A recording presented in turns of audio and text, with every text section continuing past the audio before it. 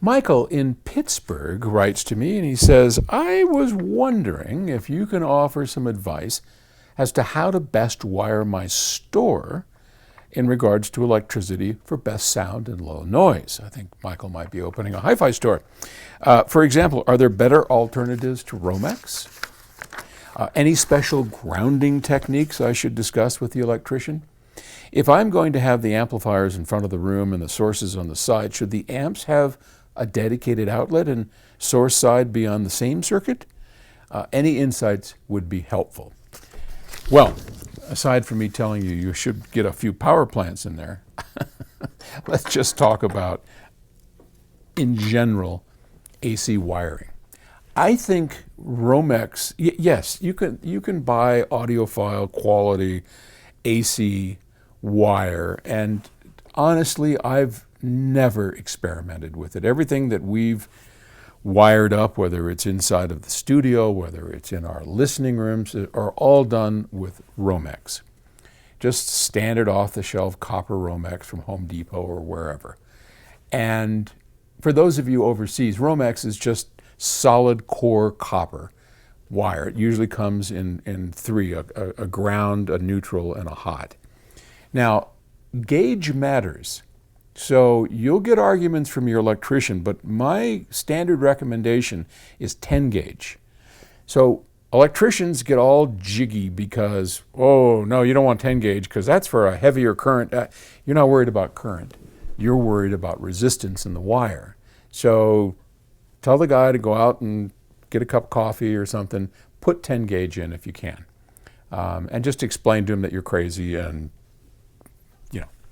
be done with it, because I have tried my best with electricians to explain to them, and finally at the end of the day I just, you know what, I'm crazy, I want 10 gauge. Okay, boss, 10 gauge it is. It's harder for them when they try and wire in 10 gauge into the AC receptacles.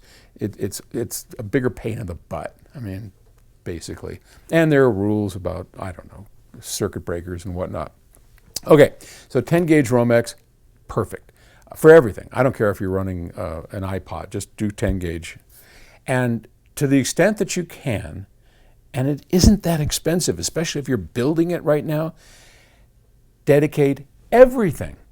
Have a dedicated line for the power amps, a dedicated line for the sources, a dedicated line for anything else that you have going on in there, a subwoofer.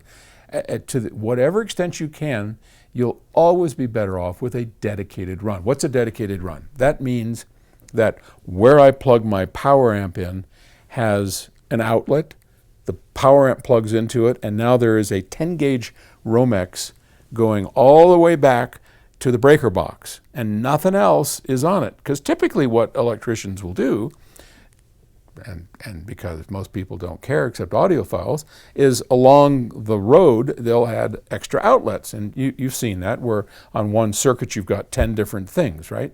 And when the circuit breaker goes off, all 10 things die. Well, a dedicated home run is what we normally call that.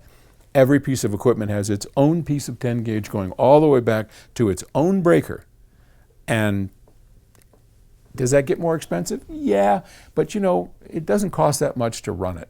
So absolutely, to the extent you can, everything on a dedicated circuit, everything on its own ground. The point that you have, the sub panel or wherever you're hooking all this in, make sure it has a good solid earth ground. And everything ties into that same ground, and I think you'll be in really good shape. Okay? Good luck with your store. Take it easy. Bye.